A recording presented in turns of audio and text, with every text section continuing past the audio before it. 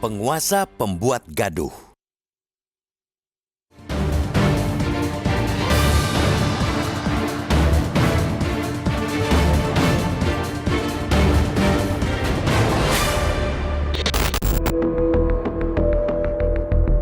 Di tengah munculnya berbagai aksi keprihatinan para guru besar dan akademisi yang mengkritik rezim Joko Widodo, tiba-tiba muncul gerakan tandingan dari sejumlah petinggi dan alumni. Sikap beberapa petinggi kampus dan kelompok alumni kampus ini justru menunjukkan sikap kontra terhadap pernyataan para guru besar dan akademisi tersebut.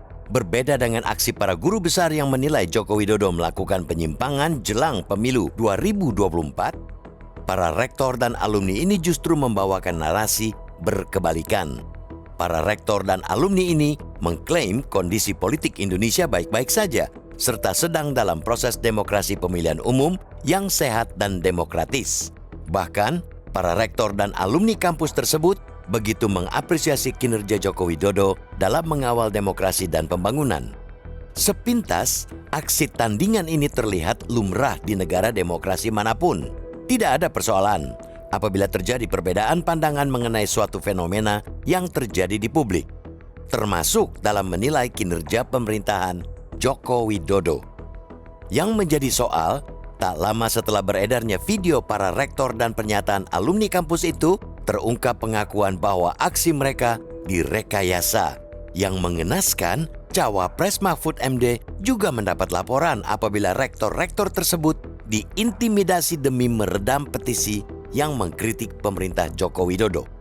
Adalah lumrah jika para petinggi kampus yang didesak memberikan pujian itu tak berani melawan, entah karena takut kehilangan jabatan maupun takut institusinya diobrak-abrik penguasa. Yang jelas, fenomena seperti itu bukan kali ini saja terjadi. Bedanya, pernyataan itu berbau kontra narasi yang terorkestrasi dengan irama yang sama, guna merespons kolega mereka di Civitas Akademika. Aparat kepolisian bahkan mengakui bahwa pihaknya memang meminta para petinggi kampus membuat kontranarasi terhadap aksi keprihatinan para guru besar dari puluhan universitas tersebut demi menjaga kesejukan jelang pencoblosan. Diharapkan para tokoh, baik tokoh agama, masyarakat, orang-orang yang punya kompetensi bisa membantu menjaga situasi Kamtipmas, bisa menyampaikan kontranarasi agar pemilu berjalan aman, lancar, dan tertib. Namun yang disayangkan, aparat kepolisian sepertinya tidak sadar atau mungkin tidak peduli siapa yang menyebabkan kegaduhan di publik beberapa hari jelang pemilu. Presiden Joko Widodo dan sejumlah pembantu di kabinetnya lah yang justru membuat kegaduhan politik di tanah air dalam beberapa bulan belakangan ini yang berujung pada menghangatnya situasi.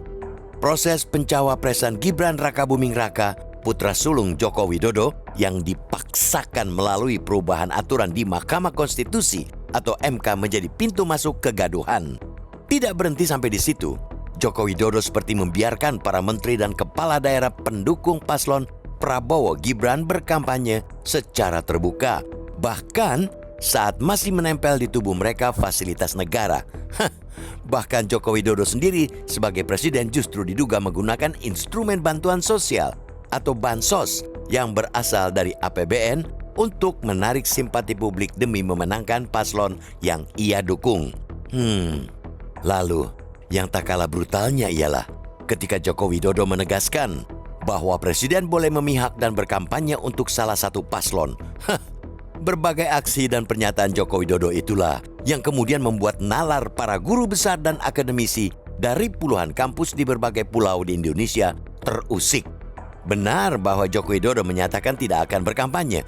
Joko Widodo juga akhirnya menegaskan lagi bahwa ia memerintahkan agar TNI, Polri, ASN, kepala daerah bersikap netral. Tapi publik sudah terlanjur tidak mempercayai ucapan Joko Widodo yang berubah-ubah.